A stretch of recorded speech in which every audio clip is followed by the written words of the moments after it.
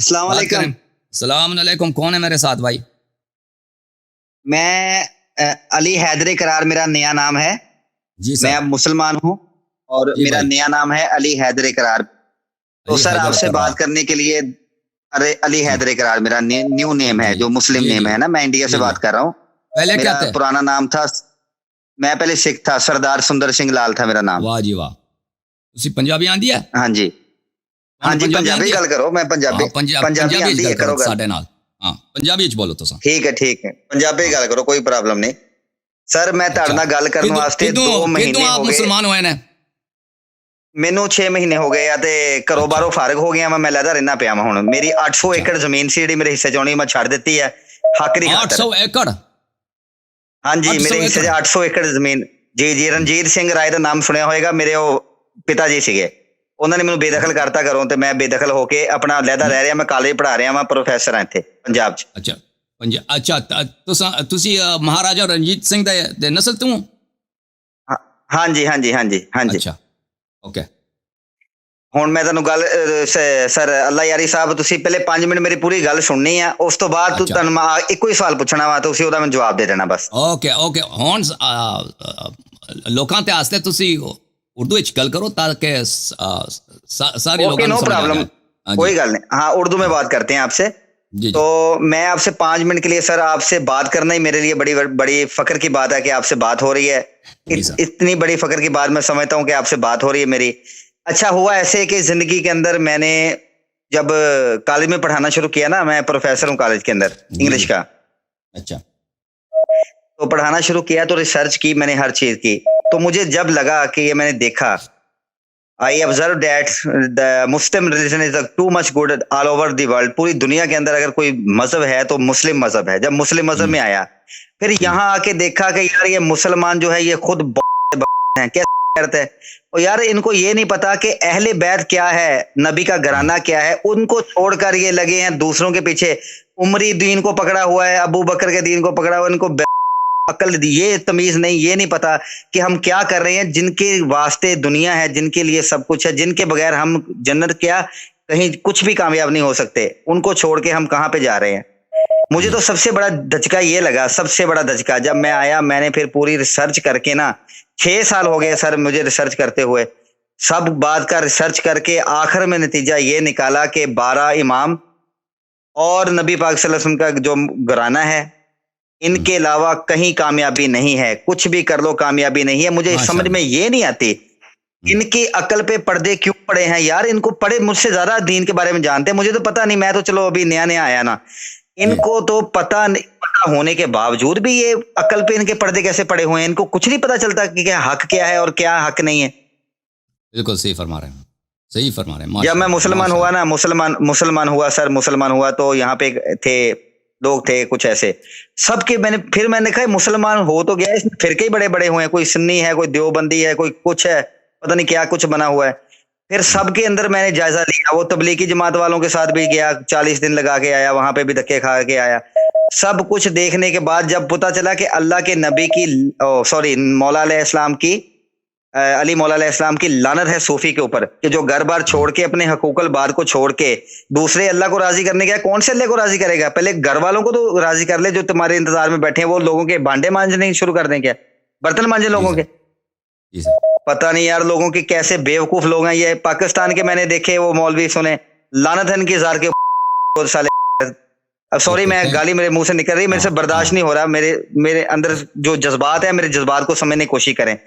صحیح سر, میرے سمجھ گیا. گھر میں جب یہ پتا چلا, ہاں میرے گھر میں پتا چلا میں حق کے انصاف پہ ہوں. مولا علی علیہ السلام کا ایک میں نے سنا تھا کہ حق پہ چلنا ایسے ہے جیسے انگاروں پہ چلنا ہے, اور سب جی سے پہلے بالکل. دشمن تمہارے گھر والے بن جائیں گے جب حق پر چلو گے. میں ہوں حق انصاف والا. میرے گھر کا آدمی غلط ہے, میں اس کی بھی گردن اتار دوں گا. یہ غلط ہے, جو غلط ہے وہ غلط ہے. صحیح. ٹھیک ہے. جی بھائی اچھا صاحب. اگلی بات یہ, جب پتا چلا تو میں اپنے سر مجھے گھر سے بے دخل کر دیا. میں کہا نو پرابلم, دنیا میں کچھ نہ ملے آخرت میں بس ان کی محبت مل گئی ہے, مولا علیہ السلام کی ماشاء اللہ. اہل بیت کی محبت مل گئی ہے. مجھے کچھ بھی نہیں چاہیے, مجھے انگاروں پہ بھی سونا پڑے میں سو جاؤں گا. یہ تو مسلمان نام کے بنے ہوئے ہیں, ان کو تو پتہ ہی نہیں کسی چیز کا. ان کو یہ نہیں پتا کہ محسن علیہ السلام کیسے شہید ہوئے. ان کو یہ نہیں پتا کہ حضرت بی بی فاطمہ پہ کیا ظلم ہوا. ان کو یہ نہیں پتا یہ اندھے ہیں, یہ پاگل کے بچے ہیں, ان کا دماغ نہیں کام کرتا. ان کو دین کا کیا پتا, یہ کون سے دین کو لے کر پھر رہے ہیں یار.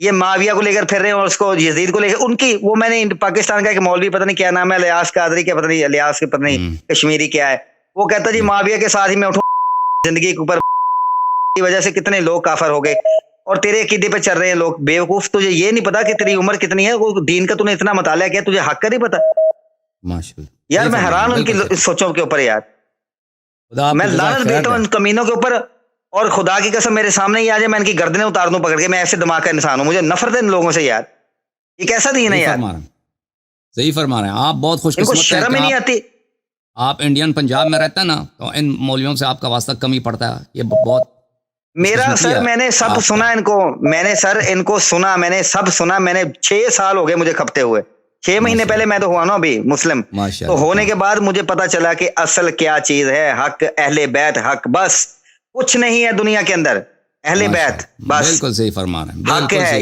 ان کو پکڑیں گے تو کامیابی ہے اللہ نے آپ کو ہدایت دیا ہے اللہ نے آپ کو جو ثروت دیا ہے جو سرمایہ دیا ہے یہ دنیا کے کسی بھی 800 ایکڑ تو کیا 10 لاکھ ایکڑ سے بھی اس کا کوئی کمپیریزن نہیں ہے ہماری دعا ہے کہ اللہ تعالیٰ آپ کو عزت دے آپ کے گھر والوں کو انشاءاللہ تبارک و تعالیٰ صحت طول عمر دے اور انشاءاللہ آپ کے جو رشتہ دار ہیں انشاءاللہ آپ کی وجہ سے اور آپ کی مثال کو دیکھ کر وہ بھی انشاءاللہ اسلام کی طرف ایمان کی طرف راغب ہوں اور انشاءاللہ تبارک و تعالیٰ اللہ تعالیٰ آپ کو دنیا میں جس طرح محبت اہل بیت علیہ السلام سے نوازا ہے اور وہ نور عطا کیا انشاءاللہ آخرت میں ہماری دعا ہے کہ آپ انشاءاللہ رسول پاک صلی اللہ علیہ وآلہ وسلم اور ائمہ طاہرین علیہ السلام اہل بیت طاہرین علیہ السلام کی صحبت میں محشور ہوں بہت مہربانی آپ کی بھائی صاحب اللہ آپ کو عزت دے میں جی 2 منٹ کے لیے اور بات کروں گا سر میرے ابھی آنکھوں میں آپ دیکھیں گے نا میرے آنکھوں میں آنسو ہیں ابھی اس چیز کے لیے کہ یار یہ کون سے مسلمان ہیں یار ان کو یہ کس نام کے مسلمان ہیں مجھے بہت دکھ ہے یار اس بات پہ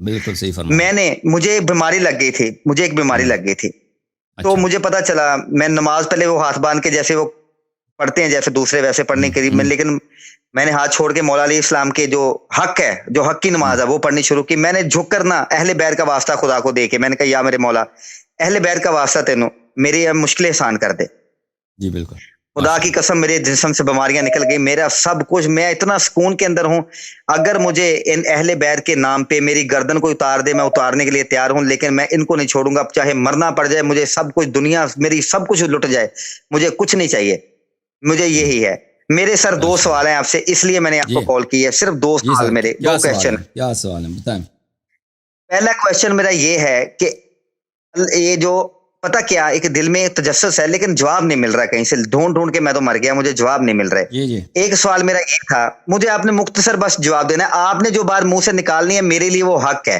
مجھے دلیلوں کی ضرورت نہیں ہے بس ہاں نہ کہ میں آپ نے جواب دینا ہے میں آپ کا ٹائم بھی نہیں زیادہ لیتا پہلا سوال یہ ہے کہ مولا علیہ السلام نے جن پر لعنت کی ہے یہ جو صوفی ہیں کن قسم کے صوفیوں پہ لعنت کی ہے ایک تو یہاں پہ کئی دربار بنا کر بیٹھے ہیں کئی کچھ ہیں ابھی کیسے جائزہ لیں گے کون صحیح ہے اور کون غلط ہے ان کا جائزہ ان کے عقیدے کو دے کر لیا جائے گا کہ وہ کیا اہل بیت کو ماننے والے تھے یا دوسرے مولویوں کے تھے یہ دے کر میں جائزہ لوں یا کچھ اور کوئی طریقہ ہے اس کا اچھا دوسرا سوال کیا دوسرا سوال میرا یہ ہے جہاں پہ جاتا ہوں یار اتنے بڑے لوگوں سے دین سیکھنے کے لیے نا مکمل پتہ نہیں ہے ابھی نماز سیکھی ہے ہر چیز سیکھی آہستہ آہستہ آ جائے گا دوسرا سوال یہ ہے کہ شرک جو ہے وہ کہتے ہیں شرک کی معافی نہیں ہے خدا کبھی معاف نہیں کرے گا میں مانتا ہوں شرک کو ٹھیک ہے کہ خدا کو معبود ماننا اس کے سوا کسی کو بھی نہیں ماننا عبادت کے لائق اگر میں مولا علیہ السلام سے مدد مانگتا ہوں تو وہ مدد میں یہ مانگتا ہوں سمجھ کے کہ ان کو اللہ نے عطا کیا ہے ان کو اللہ نے عطا کیا ہے اور وہ زندہ ہیں زندہ لوگ جو ہیں وہ تو شہید ہیں شہید تو زندہ ہیں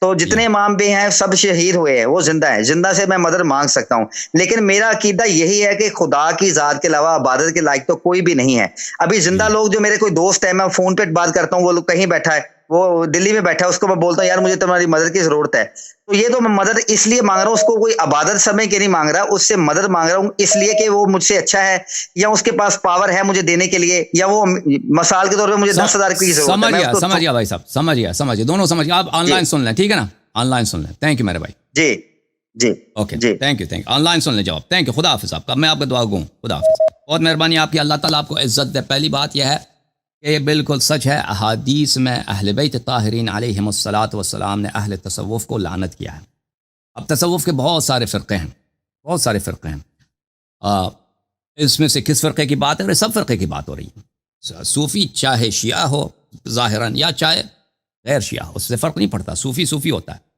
تو لیکن لازمی بات ہے کہ صوفیوں کی جو دشمنی ہے مذہب حقہ کے ساتھ اتنی نہیں جتنی نواسب کی ہے.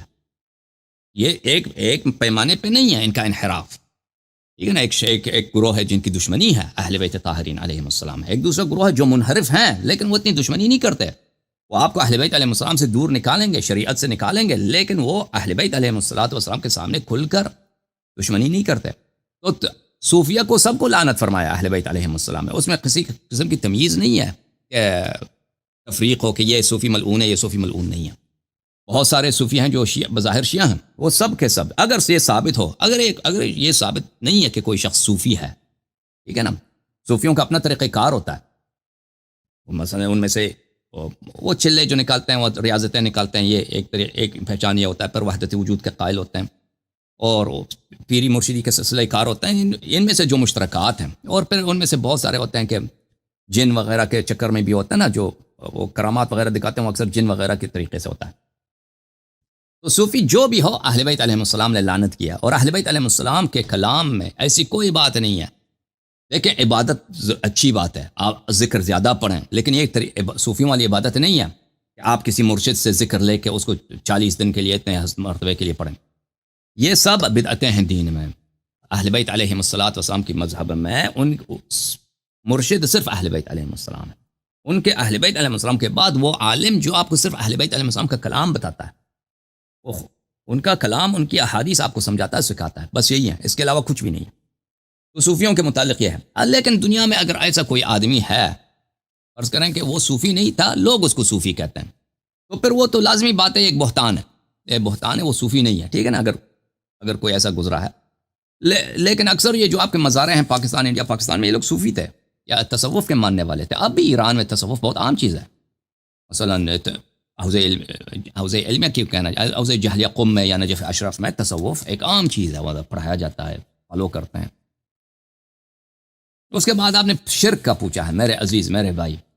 شرک یہ ہے کہ آپ اللہ کے علاوہ کسی اور کو معبود بنائیں، اس کی عبادت کریں، یہ شرک ہے، ٹھیک ہے نا.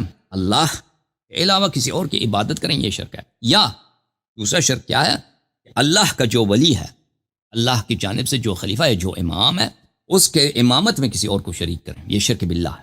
ہمارے اہل بیت علیہ السلام کے احادیث میں مکررن اس کو شرک کہا گیا ہے. قرآنی آیات میں جس شرک سے منع کیا گیا ہے وہ دونوں ہی شرک ہیں. ایک شرک ہے کہ اللہ کے علاوہ آپ دوسرے کو اپنا معبود بنائیں، اس کی عبادت کریں. دوسرا شرک یہ ہے کہ جس کو اللہ نے امام بنایا اس کو نہ مانیں، ایک اور آدمی کو امام مانیں، یا جس کو اللہ نے امام بنایا اس کے ساتھ کہتے ہیں کہ دوسرا بھی امام ہے، دوسرا بھی اسی جیسا امام ہے. یہ بھی شرک باللہ ہے، ٹھیک ہے نا. اچھا، یہ دونوں شرک ہیں. لیکن غیر اللہ سے مدد لینا یہ شرک نہیں ہے، اس کی نہ کوئی حدیث ہے، نہ آیا ہے، کچھ بھی نہیں ہے. غیر اللہ سے اب تو آپ نے مولا امیر المؤمنین علیہ السلام کی بات کی ہے. میں تو کہتا ہوں کافر ہو، کافر سے آپ مدد لے لو. لوگ اپنے جانوروں سے مدد لیتے ہیں، ٹھیک ہے نا. تو کافر سے مدد لینا، مسلمان سے مدد لینا، یہ اس میں کوئی کسی قسم کا شرک نہیں ہے. اور پھر اہل بیت طاہرین علیہ السلام سے مدد مانگنا، اہل بیت علیہ السلام کی احادیث میں اس کی تاکید کی گئی ہے کہ آپ اہل بیت علیہ السلام سے مدد مانگیں. اور اس کے کچھ احادیث میں نے دکھائے یہاں پر بھی ہیں کہ آپ امیر المؤمنین علیہ السلام سے مدد مانگیں. خود حضرت امام باقر علیہ السلام کو جب بخار ہوتا تھا، بدن پہ بیماری آتی تھی، بخار آتا تھا، تو وہ حدیث میں کہ وہ اپنے قمیض کو گیلا کرتے تھے اور بلند آواز میں کہتے تھے یا فاطمہ الزہراء بنت رسول اللہ صلی اللہ علیہ وآلہ وسلم. اتنی بلند آواز سے پکارتے تھے کہ گلی میں لوگ سنتے تھے، ٹھیک ہے. اس کی احادیث میں نے یہاں پہ دکھائی ہیں. تو یہ ہے کہ مدد طلب کرنا کسی، اور یہ صرف وہابی ٹولہ اس کو شرک مانتے ہیں. اور دیوبندی بھی جو ہے نا، وہ ان باتوں میں وہ جو ہے ابن تیمیہ کے پیروکار ہیں. وہ دیوبندی جو طبقہ ہے وہ فقہ میں ابو حنیفہ کو مانتے ہیں، لیکن عقائد میں کس کے پیروکار ہیں؟ عقائد میں وہ ابن تیمیہ کے پیروکار ہیں. وہ بھی اگر اس کو شرک کہتے ہیں، وہ سب مسلمانوں کی مخالفت کرتے ہیں. سب مسلمان اس بات پہ مجتمع ہیں، متفق القول ہیں کہ غیر اللہ سے مدد طلب کرنا اس میں کوئی حرج نہیں، کوئی حرمت نہیں.